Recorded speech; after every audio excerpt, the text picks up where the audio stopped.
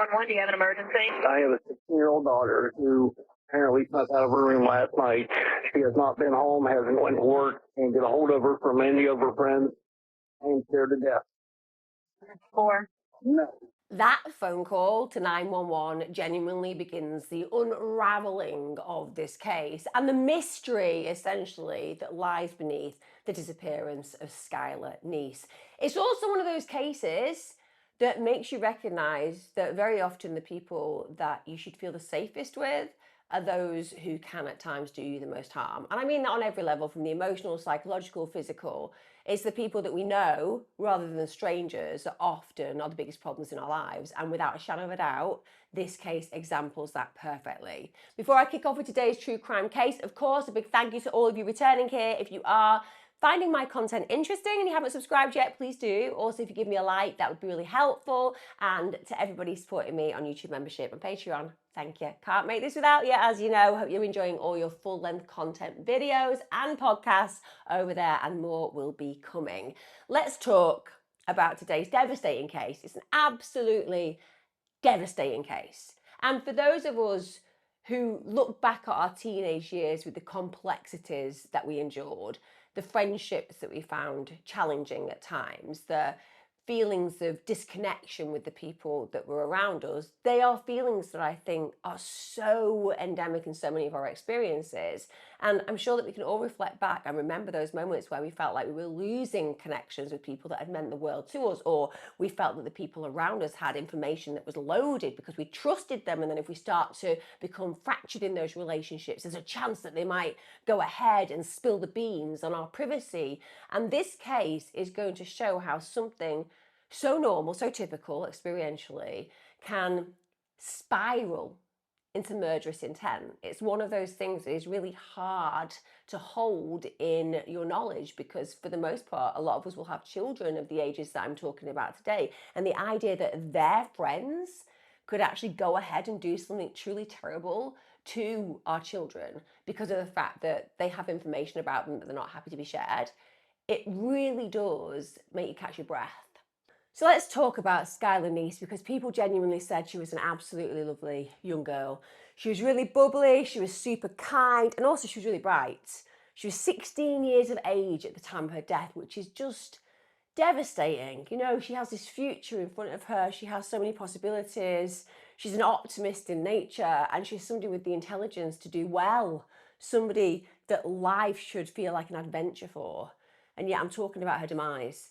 She was somebody who was really loyal, she loved her friends, she worked hard at school and educationally, but then out of the blue, she basically disappears. So all this positivity is going on in her world, and suddenly she's nowhere to be seen. She basically vanishes into thin air.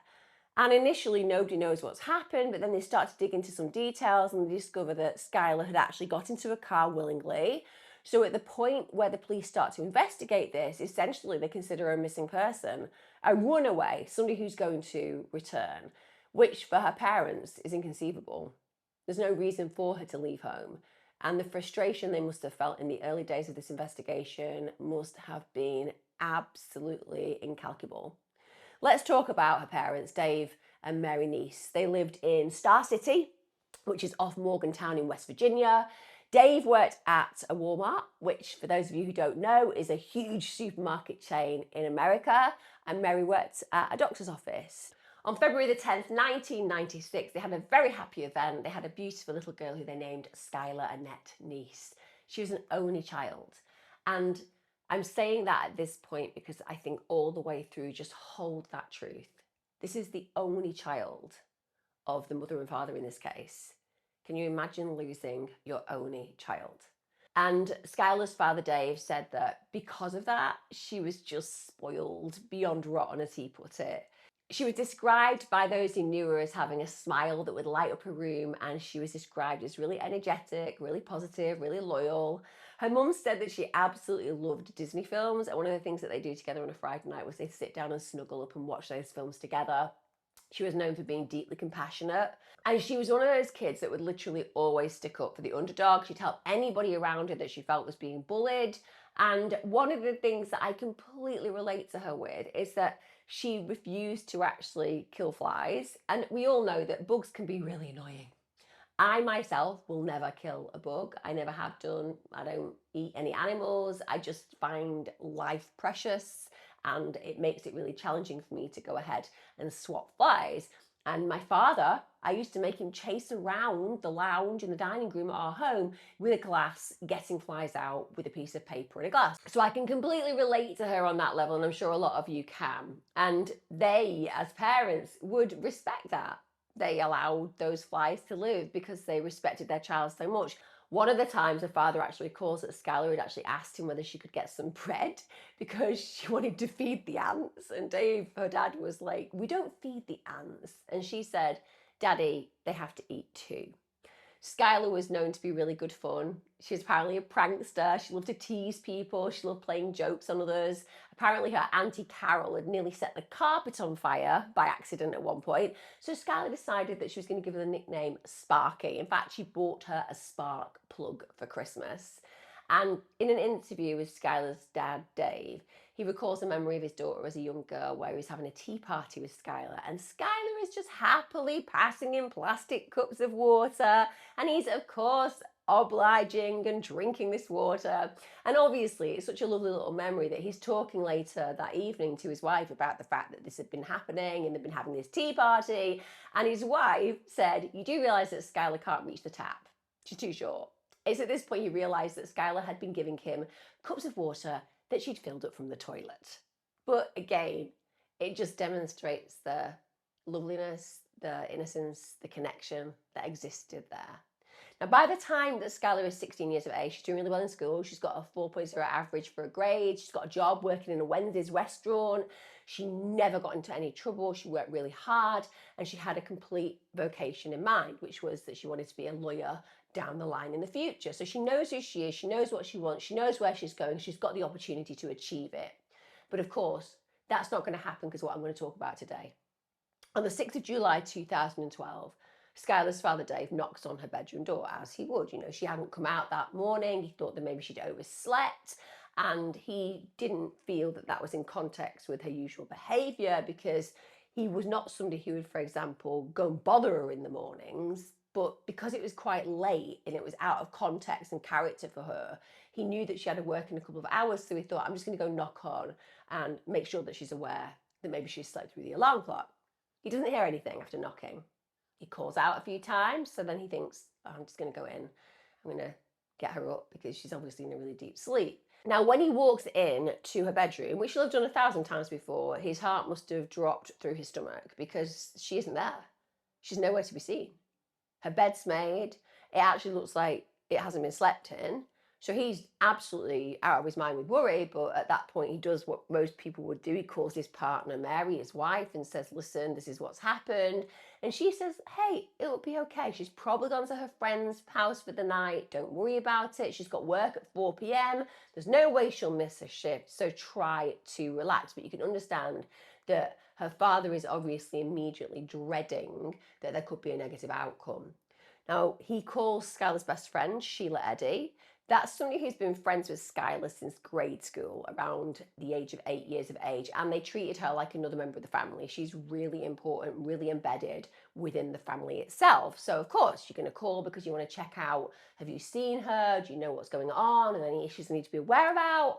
And these two had been really solid in their friendship. They met at an after-school activity program called The Shack. And they also went to the same high school, University High School in Morgantown. So they were inseparable for many, many years. And Skylar's parents rightfully thought that if anybody's going to know where she is, it will be her best friend. Dave then asks Eddie, do you know where Skylar is? When did you last see her? And those classic questions that you're going to ask to try to locate the child. Now, Eddie says, no, I don't know where she is. I've spoken to her on the phone yesterday, but I haven't actually physically seen her. Now, things start to take a turn for the worse when Skylar's parents get a call from Wendy's asking whether Skylar's going to come into work that day. Now, at that point, they immediately know that something serious has gone wrong, because this is completely out of character for Skylar. She isn't the kind of individual who causes them any issue. She certainly wouldn't miss work, she wouldn't miss school, and so on and so forth. So the very fact that she has That makes them feel that something sinister could have played out. And Dave calls 911 and reports her missing immediately. And he actually says, I don't know if it qualifies for an emergency or not. To me, it is. I have a 16-year-old daughter who's not been home, hasn't went to work, can't get hold of her from any of her friends. I am scared to death.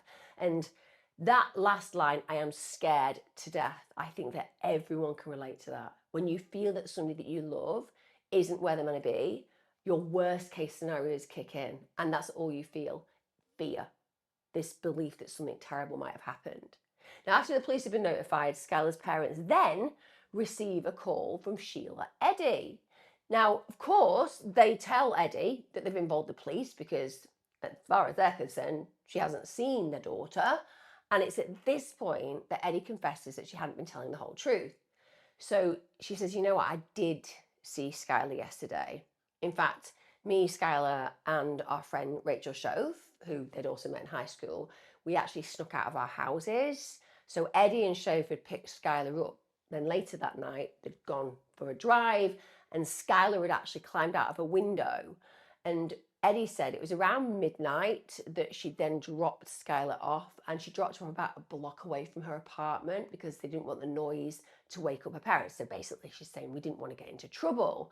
So they also are acknowledging we didn't see Skylar make it home safely, which must be absolutely terrifying for Skylar's parents. Because of course, my God, something terrible could have happened to her if she's been dropped off a block away. So this is really upsetting for her parents because anything can happen to a young girl alone at night.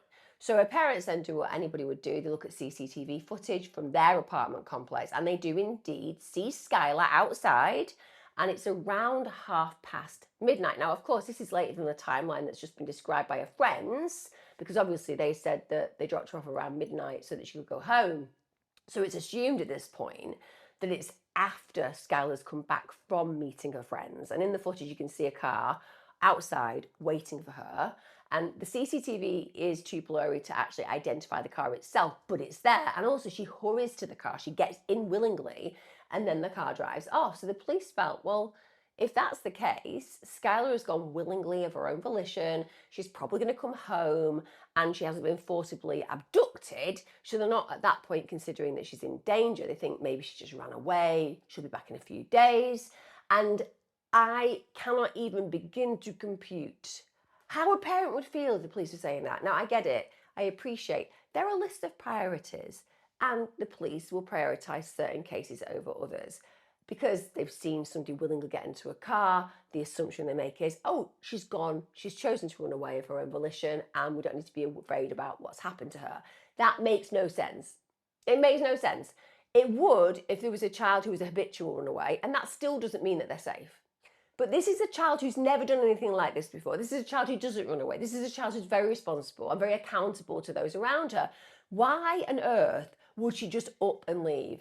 It makes no sense. And the parents have to hold that reality, knowing that they're not actually doing anything to really investigate the disappearance of their beautiful young girl. So at this point, what can they do? They just hope she's going to return that evening. They actually leave the window open so she can get back in. But they are worried because she hasn't taken things like her contact lenses, she hasn't got any money with her, and that should be big red flags to the authorities. Now, because of these issues, an Amber Alert wasn't actually issued for Skylar. The case didn't actually meet all the criteria for this due to the fact that there was no absolute categoric evidence of a kidnapping. Again, deeply frustrating and devastating for her parents without a doubt. Now, Skylar's parents do the only thing they can do. They start personally searching for the daughter. Sheila Eddie, her friend, actually goes around and knocks on doors with them and hands out missing person posters, apparently desperate to bring her best friend home. Now, the investigators don't abandon the case completely. They do actually look through, for example, Skylar's social media to check out whether she's still engaged on social media to see whether there are signs of life. And also, Skylar is somebody who tweets quite frequently about her emotions, about her opinions, about what she's doing. So when they went online and looked at her account, it provided some kind of insight to some degree into the thoughts and feelings in the days leading up to her disappearance. So on July the 3rd, for example, she tweets, "People can be so mean for absolutely no reason." On the 4th, she writes, It really doesn't take much to piss me off. On July the 5th, she said, sick of being fucking home. Thanks, friends. Love hanging out with you all too. And her last tweet on July the 6th read, you doing shit like this is why I will never completely trust you. So we can read into those tweets a little bit, can't we? There've obviously been some kind of issues in a relational friendship group. We don't know exactly what's played out. It could be something that's very minor. Let's be real. When you're 16, things that feel enormous can be quite small in nature. It doesn't stop the enormity of the feeling, though. And so we can't quantify at this point whether there are real problems within a friendship group or relational experience, or whether this is just her feeling an overwhelming sense of that emotional capacity that young people have, where everything feels so serious when it isn't necessarily that serious. And let's be clear as well, young people do use social media to vent minor annoyances and major annoyances online. But it does give us a good starting point to know that there was something going on. There was some disquiet, some discontent, as far as she was concerned, with some of her relationships. Now, the police do go and speak to her friends, and the investigator who interviews the girls who were closest to her said they were kind of very different in nature. They had incredibly different demeanors. He said, in fact, they were like night and day. So Shove, she was more nervous, so she wouldn't look at them while she talked. She seemed distracted, and with respect, that would still be contextual. Can you imagine being brought in for an interview with police officers, with detectives, and you're young and you feel put on the spot and you don't know what to say, you don't know whether to get into trouble? Of course, you can be very, very nervous in those situations. It's not out of character at all. Eddie, though, she's really quite at peace in the conversation that she has with the investigators. She makes good eye contact, she's really calm, she's really collected, doesn't seem at all nervous. But again, there is nothing the investigators feel is of any note in those interviews, nothing that stands out or makes them deeply suspicious, for example.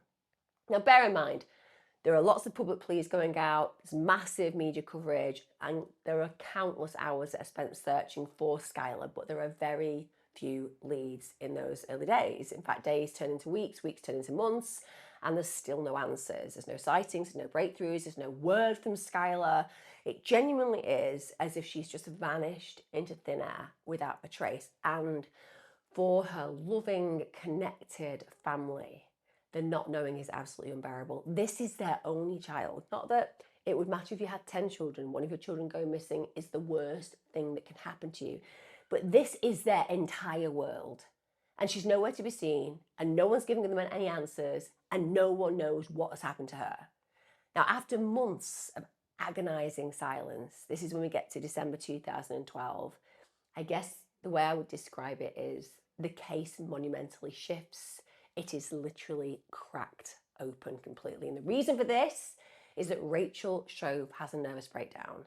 So her mum calls the emergency services, and you can hear that she is absolutely hysterical in the background. And because of her mental state, she actually gets committed to a psychiatric hospital. She stays there for a few days, and then she is finally released after those few days. But obviously there is something that is desperately wrong in her psyche during that episode. Something, shall we say, that is weighing heavy on her mind, and heavy on her mind for a very, very, very good reason. Because on January the 3rd, 2013, this incredibly close friend of Skylar confesses that she murdered her. Shove has basically been harboring this hideous secret, and the pressure, the guilt, the burden, the weight of what she did, the actions that she carried out have just finally become too much. They've capsized her mental health and sent her spiraling. She tells the investigators Skylar hadn't run away. She hadn't vanished. She'd literally been brutally murdered, and Shove admitted that she was not the only killer. Yeah, she hadn't acted alone. Instead, Eddie, Skylar's lifelong friend, had also been involved in the murder plot. Two of the most, if not the most, trusted friends that Skylar had taken her life. So all of a sudden, we've gone from having this missing persons case to a full-blown homicide investigation. Now, at this point, Shove started to talk about what had essentially created a scenario where these two girls felt that murdering their close friend was the only way out for them. It begins when they felt that they needed to distance themselves away from Skylar. So that's the initial feeling. They just don't want to be around her as much. They don't like her as much. They've decided she's not somebody they want to spend their time with. Apparently they were arguing a lot, which is completely contextual. With being 16, and don't get me wrong, I also appreciate the psychology of that age frame is that you are not the person you are growing into at that point. You are becoming the person you are growing into. And therefore, you act in ways at times that you would not act 10 years down the line. Sometimes you can be over the top. Sometimes you can be oversensitive. Sometimes you can be very, very anxious about your relationships. These are all things that happen when you're a teenager. And sometimes you might not be the nicest person to be around because you are struggling with your relationships and the way that they are growing together and you feel that you're growing apart. And these can all be deeply problematic psychologically for teenagers. And certainly it's not nice when you're arguing with your friends because you feel abandoned, you feel alienated, you feel isolated. And if there's two of them who are hanging out together all the time and it used to be all three of you, then you do feel really upset, really angry, really hurt. Because these friends are doing that. They were alienating her. They didn't want to be around her. And I can imagine how difficult that would have been for Skylar. So of course, she's going to be partly treading on eggshells and partly angry. And that will often erupt into a scenario where there is conflict. Now, both of the other girls who actually carried out this horrific attack, they felt that what Skylar had was dirt on them. That basically the relationship was coming to an end between them and Skylar had information that they didn't want shared. And we all do that. We all get involved in relationships where we invest our deepest, darkest secrets at times. And then when those relationships go through conflict or come to an end, we do have fears that maybe that person's going to put something out there that we don't want to put out there. And so that can be very anxiety provoking. So they feel that if she puts these kind of things out, it's going to reveal secrets that she knows about them they want no one else to know. Apparently, the two of them had become really bored of Skylar. Apparently, they didn't like her very much anymore. And so during this realization, where Eddie and Shof are saying to themselves, this person isn't needed in our group anymore, but she's got all this dirt on us, they start thinking about the fact that they want that to be silenced. They don't want Skylar to be able to go ahead and do any damage to them reputationally. So they start talking about how they can, quote, get rid of Skylar. Now that in itself is highly psychopathic, isn't it? That is the most extreme scenario to actually get rid of someone. I mean, I'm going to throw it out there. Maybe have a discussion with said friend who you don't want to be around anymore and ask them what they intend to do with the information about you so you can allay your fears, because most people don't want to do others people damage, even if it means that you've been rejected. You don't want to cause them problems. There is nothing about Skylar Annete's character that suggests that she's malevolent or bitter or nasty. That's not how she acts. So these two individuals are building pictures in their mind that if they just had a discussion with her about, would probably be totally neutralized. But no, why do that when instead you can, in the most antisocial personality context ever, imagine, we'll just get rid of her. That would be a resolve to these issues. So let's just think about that in context, right? They have the potential that Skylar is going to spill the beans on things that they're not happy about. So something about Skylar going ahead and telling people about these secrets that she's aware of regarding the other two. That would be their worst case scenario. So just let that sink in. The worst case scenario for these two girls is that Skylar's going to tell people whatever they've told her and breach confidentiality. And they think that a better remedy to that reality is to kill Skylar. The extreme reaction there is just mind-blowing, because yeah, okay, let's just throw it out there that Skylar does breach confidentiality and share the secrets that she's held about these two girls. Well, no big deal. That stuff happens all the time. You move forward.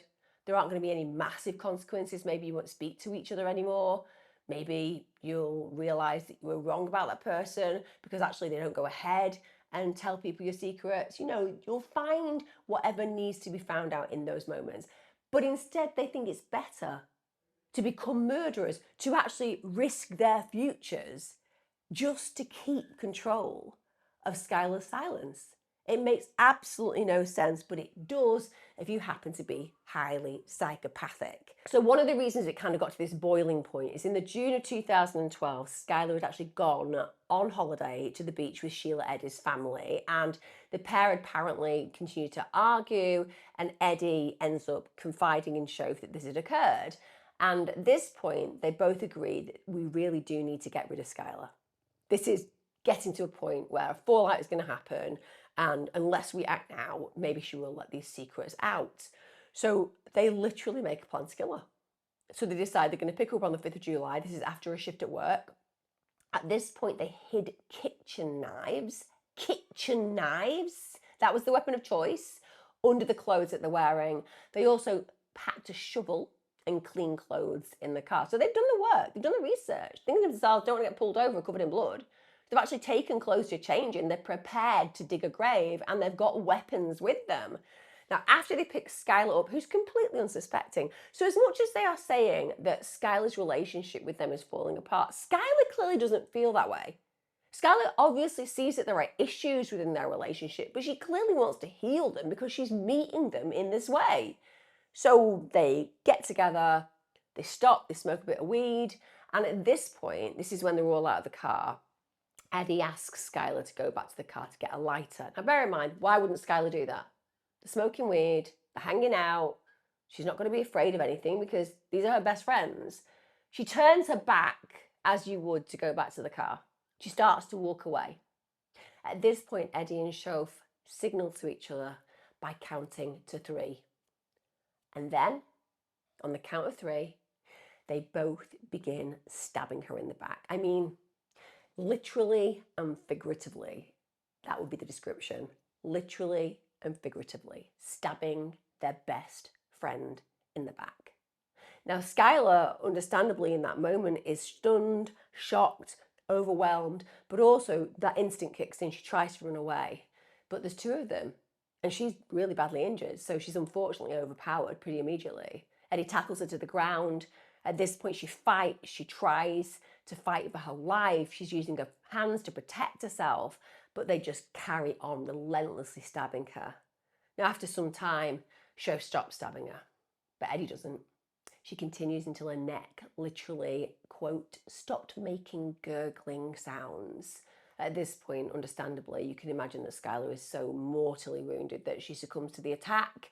And then the 2 of them just stand over her near-dead body until they are fully aware that there is no coming back for Skylar, that she is indeed dead. They wait until she's taken her last breath. Then they try to dig a hole. They want to bury her body. But with respect, these are 2 young girls, not physically very strong, and hard ground is difficult to dig. So they can't do that. So they end up just covering her up with branches and debris that they can find. And then they go ahead, they put the second stage of their plan into action, they change their clothes, they go home. Isn't it absolutely brutal beyond belief that what I've just described actually played out in reality? That these 2 friends that Skylar clearly trusted and loved, they planned and executed a murder, and in doing so executed one of their close friends and then just discarded her like rubbish, but then changed their clothes, drove home to get on with their lives as if nothing actually had ever happened. Now bear in mind, Shoaff, who has broken down completely and confessed all of this, she is struggling psychologically without a doubt, because some people are natural born psychopaths, some people think they might be, and then they carry out actions that will help them recognise whether that's the case. In this case, it turns out Shoaff isn't a natural born psychopath because she actually has a massive conscience and it's making her fall to pieces, whereas Eddie, well, it seems like she is a cold, calculated killer on every single level, because Eddie isn't struggling, whereas Shoaff really is. But it also means that Shoaff has the opportunity to secure a relatively good deal. So she can testify to exactly what happened, she can be the star witness, and she can also do the very important thing of bringing Skylar's body home.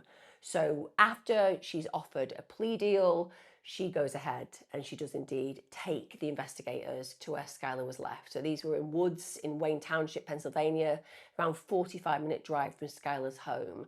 At that point, they do indeed find some remains in that location on January the 16th. And understandably, at this point, even though they've got the star witness, the chauffeur, they haven't got Sheila Eddie. She's not confessed anything. She is keeping tight-lipped. Now, the investigators have a plan for this. They think to themselves, okay, we are likely not going to get a confession off Sheila Eddie. But chauffeur, she's probably going to be somebody who can have a conversation with her and get her to confess, or at least get her to suggest that she's had some involvement in the murder. So they put a wire on Rachel chauffeur during a meeting between the two friends. Very simple goal: get Sheila Eddie to admit something, anything in fact, that can confirm her role in the crime. But Eddie says nothing incriminating, and that means that Eddie is always thinking about potentially being caught for this crime and making sure that she's one step ahead of the investigators. And it is incredible, because bear in mind, she knows that chauffeur knows, and chauffeur knows that Sheila Eddie knows, and they've both been in this fully together. They've had this history, they've had this gravity of carrying out the crime that they've done, but Sheila Eddie doesn't break. So the wiretap fails to capture the confession that investigators are absolutely desperate for. We get to March the 13th, 2013. This is when the confirmation comes that those decomposed remains that were discovered in the wooded area in Pennsylvania are indeed those that belong to Skylar Annette. Now, that must have been beyond devastating for her parents. I mean, it's a tragic truth that they had clearly long feared, but it also provided that much needed closure and brought Skylar home to them. Now, bear in mind, at this point, Sheila Eddie has not been arrested. So what is she doing? She's not sitting there lamenting the reality of the fact that those remains have been found. She's not thinking to herself, oh my God, I'm definitely on borrowed time here. I'm dead to rights. I'm banged to rights for what I've done. No, she thinks to herself, a little bit of play acting here. So she tweeted out, worst day of my whole life, and the pain is real, before actually going ahead and posting a tribute to Skylar. She actually wrote, rest easy, Skylar. You'll always be my best friend. I miss you more than you could ever know. I mean, could you be any more cold and brutal? The very fact that she's in a scenario where really the game's up and she's still trying to put out this idea that she's a grieving friend and that it's the worst day of her whole life. Don't get me wrong, it probably was the worst day of her whole life, because this is why she's definitely going to end up banged up. But the point is, that's not what she's trying to put across in those tweets. It's all, feel sorry for me, I've lost my closest friend, even though we know that she was the person who literally stabbed that friend in the back, almost decapitated her with respect. That's the reality when the autopsy report came back. They almost decapitated her. Now, on April the 1st, 2013, she actually tweeted, we really did go on 3. Now, bear in mind, that's got to be in relation to the manner in which they murdered Skylar. She and Chauffeur had agreed that on the count of 3, they were going to attack her, and they did. Now, why actually post that? There is a boldness, there is an arrogance, there is a psychological mismatch between the performative scenario of her putting out those tweets when she seemingly is sad and this, which is seemingly very incriminating. It almost feels as if she's playing with the investigators in that moment. She's getting some kind of thrill from stating, yeah, I know that I did it, and I know how I did it, and I'm even going to put out there that we did go on 3. And the investigators will know that because Chauffeur will have told them. But it isn't, of course, absolutely identifying that she's the murderer. Like I said, it's just toying with the investigators. Now, bear in mind, she, until that point, was certainly playing the role of grieving best friend. But I think that she desperately wanted to post that just to let people know that she knew more than they did potentially, and that she wasn't giving in. Now, on the 1st of May 2013, any of that bravado, any of that arrogance would have come crashing down because she got arrested. She's actually in the car park of a restaurant when police took her into custody. Now, bear in mind, in addition to the highly incriminating evidence that chauffeurs confessed, they also are able to find Skylar's blood in the boot of Eddie's mum's car. That was the car that had been driven on the night of the murder. Also, the FBI lab found that one of Skylar's vertebrae had an injury consistent with a knife blade, and that also supported Shaugh's story. Because sadly, as we know, the body of Skylar had decomposed very, very badly, and that means it's not always easy to find how somebody has died. But because of that vertebrae, because of the injury it had, and it's consistent with a knife blade, which again supports Shaugh's story, that again validates that what she's told investigators is true. What they did discover was she had been stabbed over 50 times. I mean, that is massive overkill, isn't it? At the end of the day, this is an individual that was slaughtered and butchered. It's the only way I can describe it. You know, a knife wound can kill you in one stab. 50 times? So viciously, as I said, that she was nearly decapitated. That demonstrates a rage within. And not just wanting to kill somebody, but wanting to punish them, brutalize them, dehumanize them, disfigure them, all of those things in the same moment. On the 4th of September 2013, West Virginia prosecutors publicly identified Sheila Eddie as the second alleged perpetrator of the murder of Skylar Neese. Now, you can imagine the community just reeled at that, taking a sharp, deep intake of breath, because this is somebody that they would have known. This is the girl who's acted like she's devastated that her friend is dead, and now they're realizing that she was the person who actually murdered them. And they also, at this point, announced that they intend to try her as an adult because her crime is particularly heinous. Now, after both of the girls had been arrested, it's also worth noting that there was a boy who went to school with all of them, and he came forward and said, you know what's really chilling? I heard Eddie and Shaugh's discussing the murder, but I thought the pair were just taking the mick. I thought they were joking, so I didn't say anything because I didn't believe for 1 minute that either of them would have done anything like this. Now, in September 2013, you won't be surprised to know that Eddie pled not guilty. So she's sticking to her guns. She's saying, I do not know what any of you are talking about. It had nothing to do with this crime. So, of course, this meant that therefore there was going to be a trial, and that trial was set for January the 28th, 2014.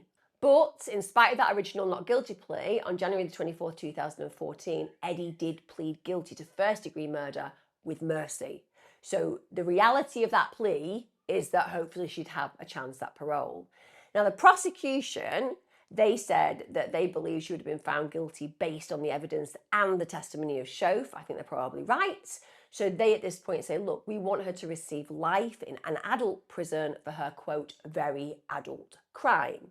Now, Eddie's defense, they said that after evaluating everything in discovery, he had found, quote, negligible, if any, quote, factual basis upon which to develop a defense in this murder and conspiracy case, because understandably it was indefensible and it would have been very difficult to run a defense. They had a star witness. They had somebody who also forensically discovered blood in the boot of a mother's car. And they had the background as to why this murder had played out because of Shaugh's testimony. So it would be incredibly difficult for the defense to build a case. Eddie was actually given an opportunity to speak at trial, but she told her attorney that she wanted to remain silent. Now, as is the case in lots of court cases, victim impact statements were read in court. Skylar's aunt said, she's taken the hopes and dreams from my sister, from the prom to graduation, to being a grandmother and playing in a wedding. She'll never have any of this. And she's torn so many families apart that anything she gets coming to her, I feel is due to her. In an emotional statement, Skylar's dad, Dave Neese, said that he was speaking on behalf of his daughter as she could not be there. He said, since that day, my life and my wife's life has drastically altered. We are no longer a family. The person sitting before you, Skylar's so-called friend, took her away from us without any remorse or feelings. You can look into the eyes of the people responsible, but you can never hear what they heard as they were taking her life. You can see the faces of a killer, but you can't see Skylar's face. You cannot imagine the pain that Skylar must have felt or the pain that Mary and I now feel. Eddie was sentenced to life in prison, though she would be eligible for parole after 15 years. Her lawyer had asked for 1 month in juvenile corrections facility because they wanted a, quote, humane transfer to the adult prison because she'd turned 18 years of age. but the judge said that she would be moved there as soon as a bed becomes available. Due to overcrowding problems, there are issues. The judge said if that's tomorrow, it's tomorrow. If it's in 30 days, it's in 30 days. So he didn't show any compassion towards her, and I don't think she deserved any. Now, speaking about Eddie, Skylar's father Dave said, she was like a part of our family. She really was. I mean, just like one of our kids. It's hard for me to sit there and listen to a girl I actually treated like my own daughter. For the judge to say, I sentence you to the rest of your natural life to be incarcerated, that's hard to listen to. That was really hard to hear. I know I should have been overjoyed, but look how many lives that ruined. It ruined our lives. It ruined their lives. It's senseless. And I completely compute exactly how he feels in that moment because he's right. And the compassion, even though I understand that he recognises that the perpetrators deserve to go to prison for a long time. The compassion, even in that moment that he shows the individual perpetrators, seeing that their lives have been wasted, seeing that a child, in the context of Eddie, that he cared deeply for as a member of his own family, that she's now going to face potential life in prison. He doesn't feel there's any winners whatsoever. I mean, of course, he and his wife are the biggest losers in this case. That goes without saying. But the compassion that he shows, it's extensive as far as I'm concerned. Now, in February 2014, the co-conspirator, Shof, she pled guilty to second-degree murder. Now, of course, the reason she got a lesser charge was because she'd eventually cooperated. She'd given investigators the location of Skylar's body.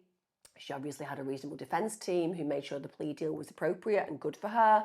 She was sentenced to 30 years in prison, but she has eligibility for parole after just 10 years. A lot of people would think that that was not justice. Skylar has been brutalised and murdered and butchered, and I'm afraid that 10 years just does not sound like a very long period at all when you consider the gravity of the loss that's been endured by those who loved Skylar. Now, Shof's family, they actually made a statement through their lawyer. They said, there is no way to describe the pain that we too are feeling. We are truly sorry for the pain that she has caused the Neese family, and we know her actions are unforgivable and inexcusable. Our daughter has admitted her involvement and she has accepted responsibility for her actions. Our hearts are broken for your loss, and we are still trying to come to terms with this event. Again, I think it must be incalculably difficult for the family of Shof in particular.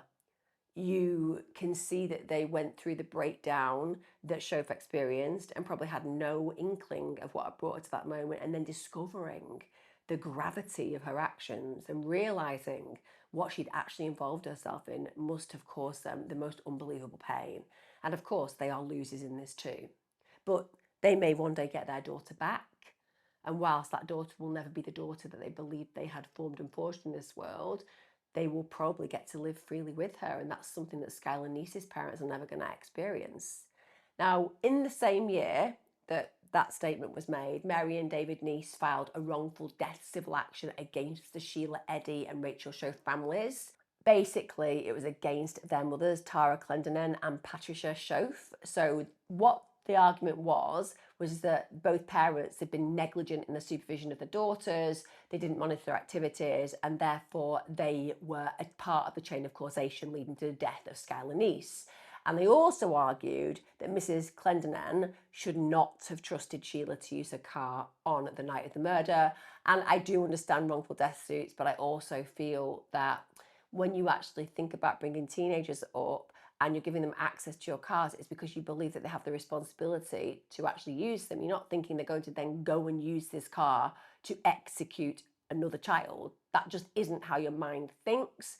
But like I said, there has to be some accountability. And in America, these kind of civil suits often bring a level of accountability financially through suing those parties who they believe are responsible. Now, in 2023, it was actually Shof's first parole hearing.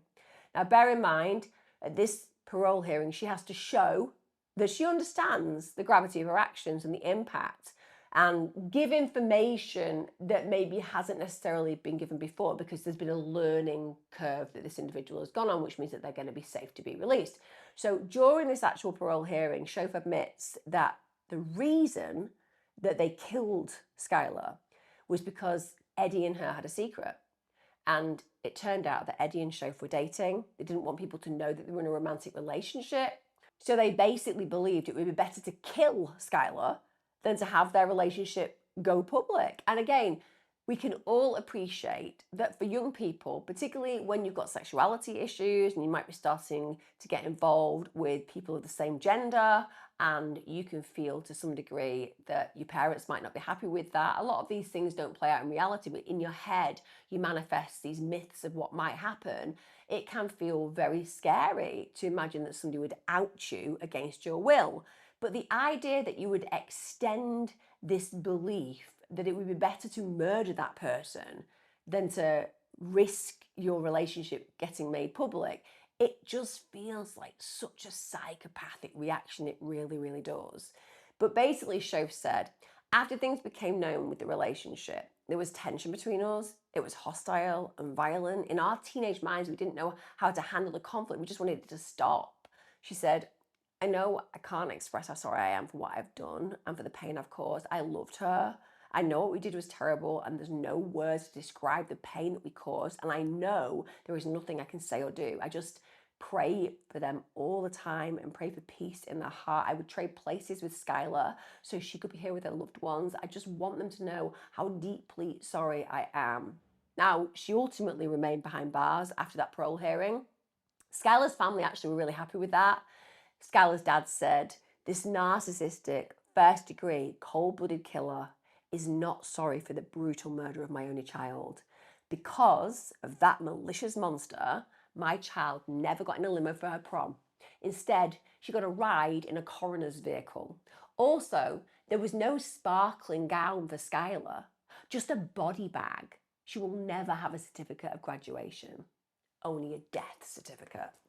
And you can kind of hear that as time has moved on and the gravity of loss has become even more enormous, that the feelings towards the killers and the negativity towards those killers has also increased where Skylar's parents are concerned. Again, that makes perfect sense because you're dealing with the numbness of loss and the horror of loss in those early days. But then when you have to come to terms with the constant of loss, it can absolutely increase those negative feelings that you should have and that are deserved, but that become even bigger with the passage of time. Now, in July 2024, Shoaff had another parole hearing. That was a second one. Here it was argued that she had, quote, matured while she'd been in prison. Well, you hope so. You know, she's getting on a bit. So you would imagine that she would be maturing. Also, she had completed a bachelor's degree in communications. She also had a certificate in cosmetology. She was, however, again, denied parole. And it seems one of the things that contributed towards her being denied parole, aside from the obvious crime that she committed, was an instance where Shoaff had been written up in prison for kissing another inmate. Also, they said that her home plan needed more work. And like it or otherwise, I appreciate that when you're in prison, all of those feelings of being enamored with other human beings don't go away. You fancy someone, you fancy someone. You feel lustful, you feel lustful. But, you know, like it or otherwise, you're not meant to have any intimate relationship with other prisoners, and you're meant to be able to follow boundaries, particularly when it's coming up for a parole hearing. And if you can't do that, well, what does that say about you truly maturing? What does that say about you truly being safe? Because certainly you have to understand consequences of actions, and her getting written up this way means that maybe she doesn't quite understand how important these kind of boundaries are and how important these rules are to follow. Now, Skylar's father, Dave, said, Rachel Shoaff is going to go through her life manipulating and lying her way in and out of trouble, and this time she did something she can't take back. You can't produce Skylar, nobody can. So therefore, her life should be confined to bars.